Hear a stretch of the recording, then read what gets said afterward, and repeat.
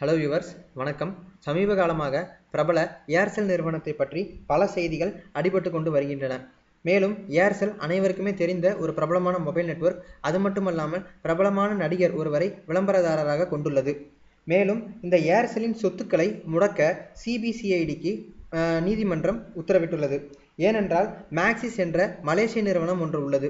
அந்த மலேசிய நிறுவனத்துடன் ஏர்செல் கைகோர்த்து இருந்தது ஒரு காலத்தில். அப்போது அதனுடைய அலைக்கற்றைகளை பயன்படுத்தி பல கோடி ரூபாய்கள் லாபம் சம்பாதித்ததாக கூறப்படுகிறது. இது விதிமுறைகளுக்கு மிகவும் புறம்பானதாக கருதப்பட்டு வந்தது. இந்நிலையில் மக்கள் சார்பில் தொடுக்கப்பட்ட பொதுநல மனு ஒன்றின் மூலமாக இந்த நிகழ்ச்சி வெளிச்சத்திற்கு வந்துள்ளது.